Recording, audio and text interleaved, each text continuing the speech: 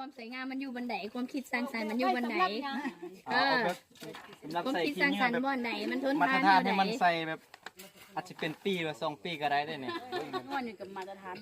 มันเนียนดีเป็นเอาหัดลวดนะบาดมือจะบ่มีคำว่าบาดมือก รรมการมาโยมเบิ่ง จะบ่ธรรมดาเลยเลือกตัวที่ดีที่สุด